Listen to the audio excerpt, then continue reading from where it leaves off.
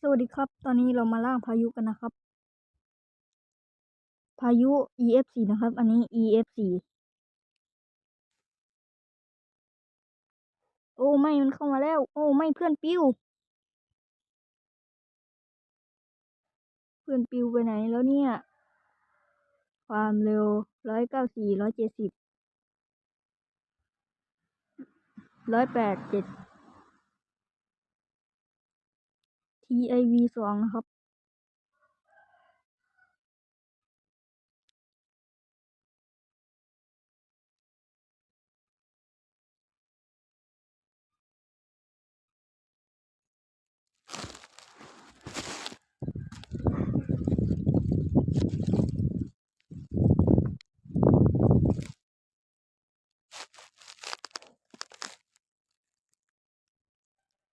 ใครอยากให้ผมทำคลิปแบบนี้อีก กดไลค์กดติดตามเป็นกำลังใจให้ผมทำนะครับ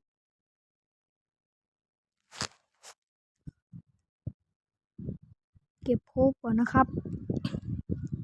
อันนี้ไม่ใช่ของผมนะครับ เป็นของคนอื่น เพื่อนน่าจะเป็นของเพื่อนที่ปิวไปแล้ว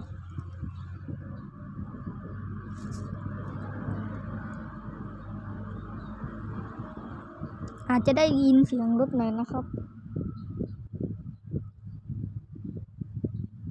ผมไม่ได้อัดในห้องนะครับ อัดอยู่ตรงที่นอน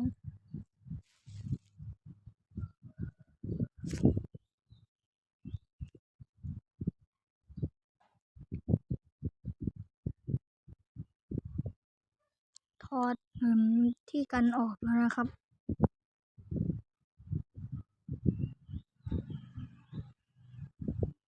ไม่ได้จะนั่งอันนั้น จะนั่งที่คุณครับยังไงมาครับ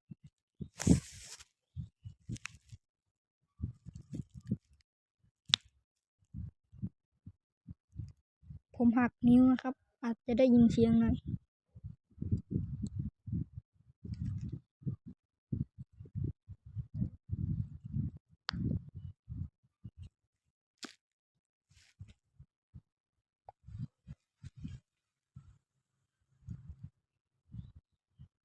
พายุ EF4 ไปแล้วนะครับ ว่าไงเพื่อน ตอนนี้ไม่รู้จะไปไหนนะครับ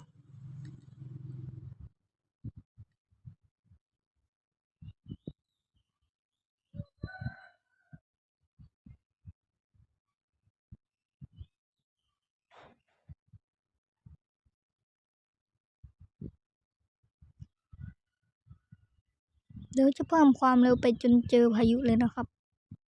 จะเป็นความเร็วคูณ 5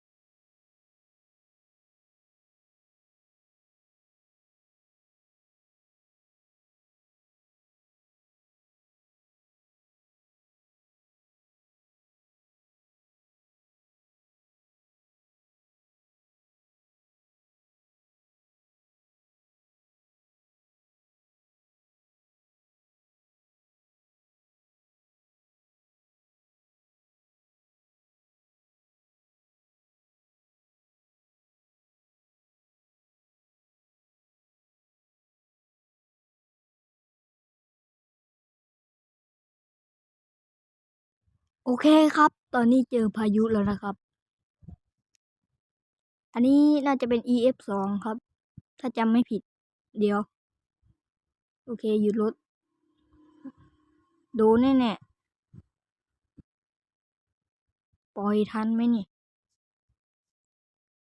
โอเคน่าจะทัน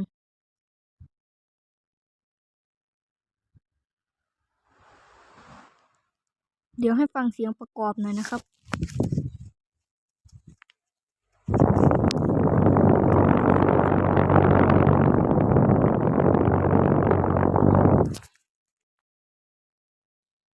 เคพายุผ่านไปแล้ว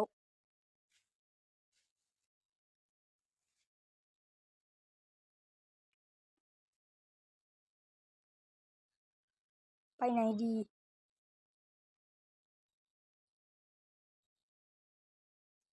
เดี๋ยวตัดไปอีกตอนเลยนะครับ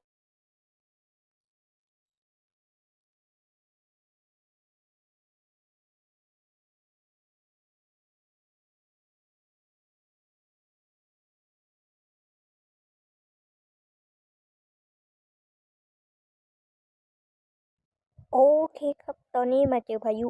โอ้โห แล้วเพื่อนปิวอะไรกันเต็มเลยนะปิวเต็มเลย วิ่งทันไหมเนี่ย ขี่รถทัน น่าจะทัน โอ้โห เพื่อนปิว ไม่สนไฟอันตรายหรอก พุ่งเข้าใส่ โอเคออกมาแล้ว เสียงประกอบมา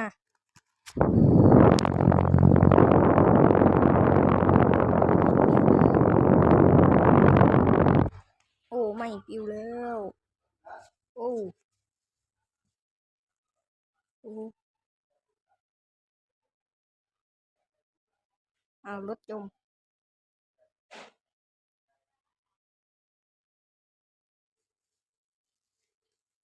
รีบไปเร็ว โอ้เพื่อนไป โอ้โห น่าจะตามไม่ทันแล้วนะครับ